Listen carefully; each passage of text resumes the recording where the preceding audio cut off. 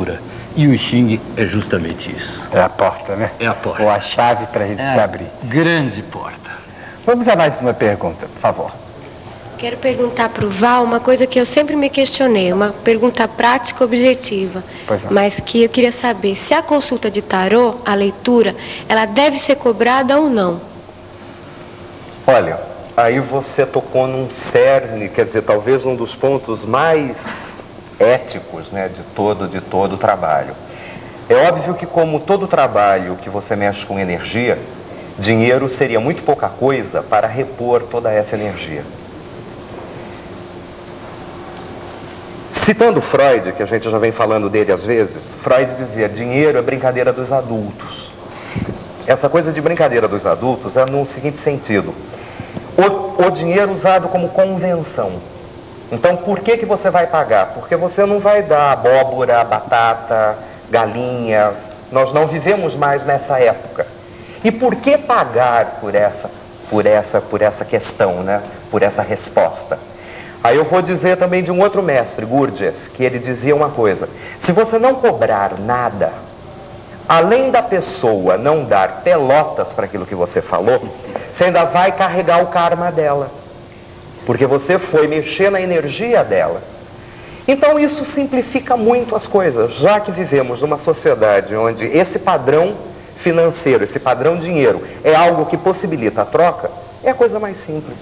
Olha, eu gostaria, essa questão é uma questão assim meio difícil, porque você veja que eu também passei muito esse questionamento. Puxa, eu estou trabalhando lá com um cliente, e de repente começa a ter umas sacações maiores, meu cliente está trabalhando a nível de um contrato terapêutico, a gente está profissional e de repente se abre esse sentido, eu começo a perceber uma porção de coisas que eu sei que vai ajudar o trabalho com o paciente, etc e tal. E de repente fica aquela coisa do cobra, não cobra. Eu aprendi a ver uma coisa da seguinte maneira, né? Só pede de graça quem é pobre. Quem é pobre por dentro. Porque quem é gente tem dignidade e troca. Troca por alguma coisa. Qualquer serviço, eu posso estar sendo um canal de certas forças. E eu faço meu trabalho com amor, né? Mas eu dou e recebo, porque é a lei da vida, é dar e receber, porque nós temos os dois, dar e receber. Então eu aprendi que o dinheiro é apenas uma energia que equipara as trocas. Exatamente. E que, tudo bem. É um instrumento facilitador. Pois é, achar que, às vezes as pessoas acham que a mediunidade devia ser cobrada. Eu acho muito interessante, a gente tem um dom de cantar, um dom de pintar, a gente cobra por ele, né? Agora você tem um dom de prever, ou de ver como é que está a situação interior da pessoa, ou seja, através de uma técnica desenvolvida, as pessoas acham que não deve cobrar. Eu realmente não cobro a pintura porque a pintura não sou eu que faço. Certo. Né? Existe outra gente, e dividir os juros com ele ia ser um problema sério, dividir os juros com os espíritos. Não ia dar certo. Então eu não cobro.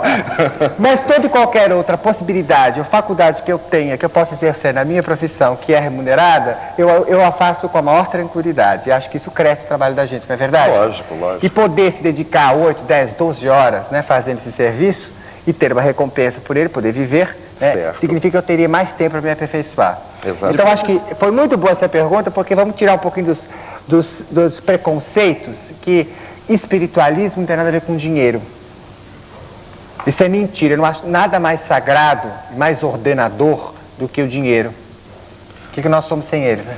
Luiz, por que não ter uma recompensa se você está ajudando uma pessoa? Por que não ser recompensado? Porque não haverá troca se você está dando. Por que você é tão superior? Um agradecimento, um reconhecimento de que foi ajudado. Nessa questão, uma vez eu consultei um espírito, né, que eu não queria cobrar. Ele falou assim: como você é arrogante, né? Só você dá. Exato. Nunca mais, eu entendi. Vamos fazer uma outra pergunta, vamos lá. Quanto ao I Ching, doutor Flávio, quando se faz uma pergunta a respeito do nosso dia a dia, do cotidiano, essa pergunta, como o senhor explicou, era uma pergunta que se coloca especificamente. A resposta também é específica ou ela ficaria sempre dentro do plano da nossa capacidade intuitiva de descobrir um caminho diante daquela resposta que foi dada e que nos apresentou, que nos preveniu quanto a um problema? A resposta é específica. Veja bem, eu acho que existem dois grandes grupos de perguntas. Uma pedindo um conselho e a outra é quando nós estamos decididos a tomar uma atitude, a saber se estamos certos ou não, mas a nos colocar dentro de uma situação que vamos fazer buscando maiores esclarecimentos. Eu cito um exemplo. Eu posso querer mergulhar neste mar. Estou decidido, vou mergulhar. Agora, se eu pergunto o I Ching, né, ele pode me dizer, tome cuidado, tem tubarões. Né? Eu vou mergulhar. Eu mergulhando, sabendo que tem tubarões, vou tomar os devidos cuidados. O livre-arbítrio está sempre implícito. Esse é um outro problema. Livre-arbítrio, nós vamos ficar aqui horas falando sobre ele. Eu teria uma outra pergunta, se for possível. São duas coisas que parece que a gente não consegue combinar, né? Uma coisa fatalista com uma coisa com livre-arbítrio. Mas eu acredito que as duas coisas existem ao mesmo tempo. Existem coisas que são fatais na nossa vida e existem coisas que são opcionais. Eu sempre digo que, em termos de destino, minha gente, a gente vai viver pela eternidade e não tem questão de optar. Deixar de existir é impossível. Mas como você vai viver é uma questão de livre-arbítrio. Eu acho que a gente soma as duas coisas numa questão só. Vamos a mais uma pergunta? Existe uma certa divulgação ou exploração do tarô mais veiculada em termos de filmes de terror ingleses, né? Certo. É mais uma exploração, né? Agora eu pergunto, normalmente o que é veiculado nisso, que é divulgado, é algo sempre ligado a fatalismo, quer dizer, a previsões de algo terrível que vai acontecer com seres humanos que consultam aqueles que lidam com o tarô. Existe efetivamente alguma relação, existe algum ingrediente de fatalismo no tarô? Não, vamos dizer que esse ingrediente de fatalismo existe na cabeça do homem. Quando ele vai fazer uma consulta, é óbvio que ele vai se lembrar com muito mais clareza, sei lá, de um possível acidente de carro que possa sair ali, ou da morte de alguém, do que ele lembrar que ele vai ficar feliz, que ele vai ficar alegre consigo mesmo, que ele vai ter uma paz de espírito e que ele vai ter um período tranquilo da vida dele. Por quê? Porque isso daí é como se não interessasse muito a ele esse lado tradicional. Ele quer saber o quê?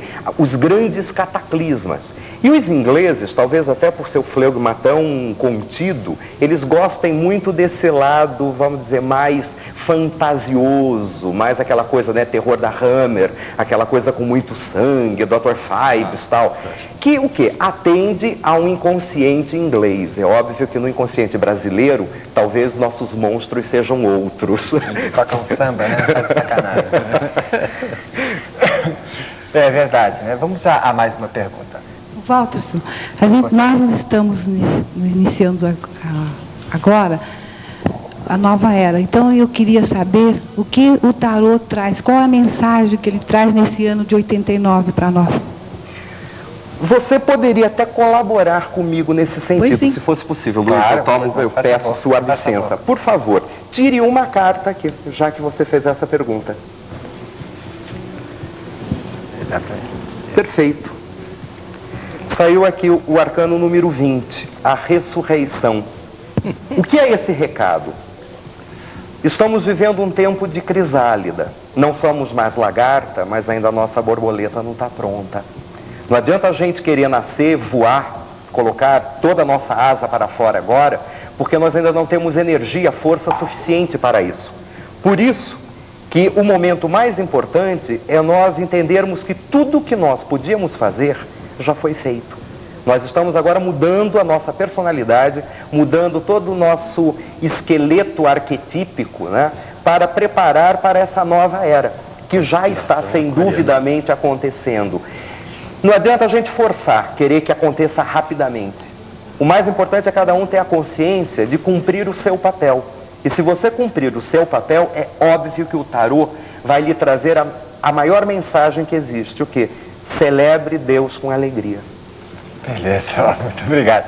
Olha, eu agora gostaria de entregar para você, como tenho entregado para todos os nossos convidados, um livro que foi feito por Dona Elsa Brugar a respeito da minha mediunidade, que tem aqui mais de 50 mestres da pintura trabalhando através da mediunidade. É um livro que eu fiz com muito carinho e que eu tenho dado às pessoas como uma lembrança de nosso programa. Muito obrigado. faz favor. Muito obrigado. Flávio, muito obrigado por estarem conosco. Nós vamos fazer um breve intervalo e voltamos já já.